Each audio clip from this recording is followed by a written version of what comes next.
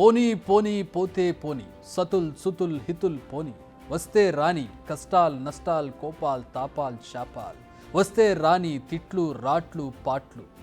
ఏంటి మహాప్రస్థానంలోని శ్రీశ్రీ గారి కవిత చెప్తున్నాను అనుకుంటున్నారా?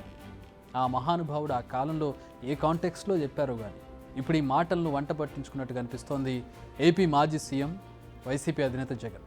అవును, శ్రీశ్రీ కవితకు జగన్ ఆలోచన విధానానికి ఇప్పుడు పర్ఫెక్ట్గా సింక్ కనిపిస్తోంది. వెళ్ళిపోవాలనుకునే వారిని ఎంతమందిని ఆపగలం, ఎంతకాలం అని ఆపగలం, అది వారి ఇష్టం. అది వారి విలువలు నైతికతకు సంబంధించింది. ఉండేవాళ్ళు ఉంటారు, పోయేవాళ్ళు పోతారు. దానికి మనం ఏం చేయగలం? ఇది ఇప్పుడు తన పార్టీ నేతలతో జగన్ చెబుతున్న మాట. ఆయన మాటల్లో కాస్త వైరాగ్యం కనిపిస్తోంది. ఉన్న పార్టీ నేతలు కూడా వెళ్ళిపోతారన్న భయం, బాధ కనిపిస్తోంది. ఇప్పుడు ఈ మాటలను ఎలా రిసీవ్ చేసుకోవాలో అర్థం కాని సిచ్యువేషన్లో ఉన్నారు వైసీపీ నేతలు. బెంగళూరు నుంచి తాడేపల్లికి వచ్చిన వైఎస్ జగన్ మళ్లీ పార్టీ నేతలతో భేటీ అవుతున్నారు. నిజానికి ఇది సంతోషించాల్సిన విషయమే. రీసెంట్గా తనను కలిసిన నేతలతో ఆయన ఈ వ్యాఖ్యలు చేసినట్టుగా తెలుస్తోంది. ఎన్నికల్లో దారుణ ఓటమిని ఆయన ఇంకా పూర్తిగా డైజెస్ట్ చేసుకున్నట్టుగా లేదు. కానీ ఇంతలోనే ఉన్న నేతలు కూడా పార్టీ మారుతారన్న ప్రచారం ఇప్పటికే మొదలైంది. అయితే జగన్ వ్యాఖ్యలను కాస్త డీకోడ్ చేస్తే అర్థమయ్యే విషయం ఏంటంటే, ప్రస్తుతం శాసనసభలో ఏ వైసీపీకి పెద్దగా చేసేది లేదు. ఎందుకంటే కేవలం 11 మంది సభ్యులు మాత్రమే ఉన్నారు. అందుకే తన శాసన మండలిని తన బ్యాటిల్ గ్రౌండ్గా మార్చుకుంటున్నట్లుగా తెలుస్తోంది.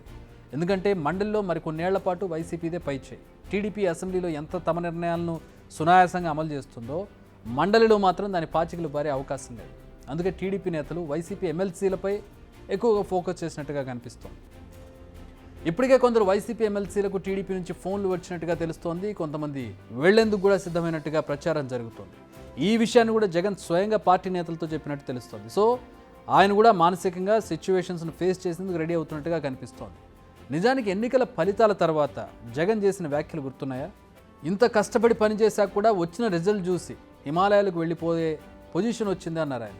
షాక్లో నుంచి బయటకు రావడానికి 2-3 రోజులు పట్టిందన్నారు. కానీ 40% మంది ప్రజలు తమకు ఓటేశారని, ఇది చూశాకే సీట్లు రాకపోయినా వారి కోసం నిలబడి పోరాడాలని డిసైడ్ అయ్యానని, అందుకే కోలుకోగలిగానని చెప్పారు. నిజానికి జగన్ వైరాగ్యానికి అనేక కారణాలు కనిపిస్తున్నాయి. ఒకటి, సీట్ల సంఖ్య 151 నుంచి 11కు పడిపోవడం, కనీసం ప్రతిపక్ష హోదా కూడా దక్కకపోవడం, ప్రశ్నించే అధికారం పూర్తిగా కోల్పోవడం, గెలిచిన 11 మంది ఎమ్మెల్యేల్లో ఎంతమంది ఉంటారో ఎంతమంది పోతారో తెలియని పరిస్థితి ఏర్పడింది. అంతో ఇంతో సంఖ్యాబలం ఉన్న ఎమ్మెల్సీలో కూడా ఎంతమంది ఉంటారో వెళ్ళిపోతారో తెలియని పరిస్థితి రావడం, తమ ఆయువు పట్టు అనుకున్న రాయలసీమ కేవలం 5 సీట్లే ఇవ్వడం, ఒకప్పుడు క్లీన్ స్వీప్ చేసిన జిల్లాలో కనీసం 1 సీటు కూడా రాకపోవడం, ఇలా ప్రతి విషయం ఆయన మనసుకు ముళ్ళలా గుచ్చుకుంది. అందుకే జగన్ ప్రస్తుతం వైరాగ్యపు స్టేజ్లోకి వెళ్ళిపోయారు. ఇవిగాక ప్రస్తుతం జగన్ ప్రజల్లోకి వెళ్ళే అవకాశం లేదు. ఏ సమస్య మీద పోరాటం చేసే అవకాశం లేదు. ఎందుకంటే గత ప్రభుత్వం వీళ్లదే కాబట్టి. ప్రభుత్వాన్ని ప్రశ్నించి నిలదీసే అవకాశం ఇప్పుడిప్పుడే కనిపించడం. ఎందుకంటే ఈ ప్రభుత్వం పని ఇంకా ప్రారంభించలేదు కాబట్టి. అందుకే జగన్కి ఏం చేయాలో ప్రస్తుతానికి పాలుపోవడం లేదు. ఈలోపు కూటమి ప్రభుత్వం కూడా చాలా జాగ్రత్తగా అడుగులు వేస్తోంది. అగ్రెసివ్గా వెళ్లకుండా పర్ఫెక్ట్గా జగన్ ప్రభుత్వ నిర్ణయాలను కార్నర్ చేస్తోంది. ప్రతిదానికి ప్రూఫ్స్ చూపిస్తూ ముందుకు వెళ్తోంది. ఎందుకంటే ప్రజల్లో ఒక మిస్కన్సెప్షన్ వచ్చే అవకాశం ఉంది. దీంతో ప్రజల్లో జగన్ ప్రభుత్వ నిర్ణయాలపై వ్యతిరేకత ఇంకా పెరుగుతుందే తప్ప ఎక్కడా తగ్గడం లేదు. అది టీడీపీ స్ట్రాటజీగా కనపడుతుంది. దీంతో జగన్కు ఇప్పుడు భేటీలు, ఓదార్పులు తప్ప మరో ఆప్షన్ కనపడడం లేదు. ఎస్పీకి 4 సార్లు 5 సార్లు 10 సార్లు ఫోన్ చేసినా కూడా ఎస్పీ రాని పరిస్థితిలో ఉన్నప్పుడు, కనీసం సిఐని ఎస్ఐని కూడా పంపించిన పరిస్థితిలో ఉన్నప్పుడు, అటువంటి బూత్లో, సెన్సిటివ్ బూత్లో కేవలం ఒకే ఒక్క హోంగార్డును పెట్టి బూతులు నడుపుతూ ఉన్నారు. అటువంటి పరిస్థితిలో అన్యాయం జరుగుతూ ఉందని చెప్పడం కోసం, అన్యాయం జరుగుతూ ఉన్న వాళ్ళ పక్షాన్ని నిలబడడం కోసం ఎమ్మెల్యే లోపలికి పోయి ఈవీఎంను పగలగొట్టే కార్యక్రమం జరిగింది.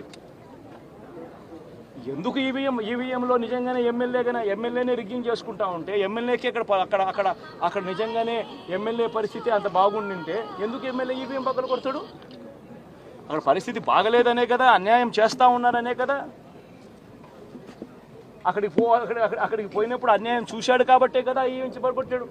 ఆ ఈవీఎం ఏదైతే పగలగొట్టిన కేసులు ఏదవుతుందో తనకు బెయిల్ వచ్చింది. ఎమ్మెల్యే అక్కడికి వెళ్ళి హత్యాయత్నం చేశాడట.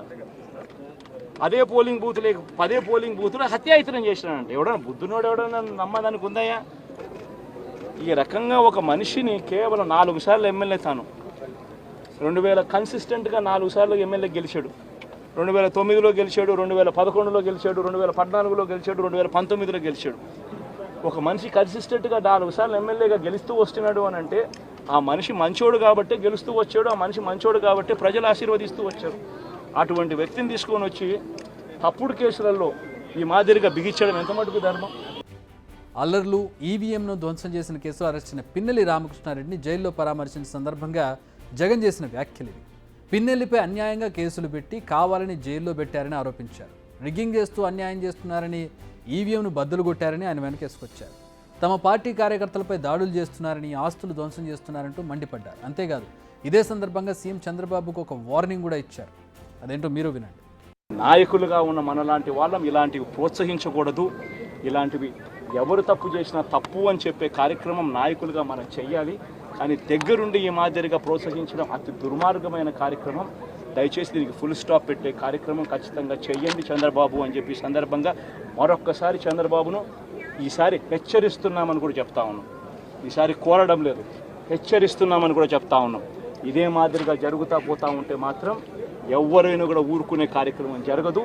రియాక్షన్ అనేది ఖచ్చితంగా ఉంటుందని కూడా చంద్రబాబు నాయుడు సందర్భంగా గట్టిగా చెప్తాం.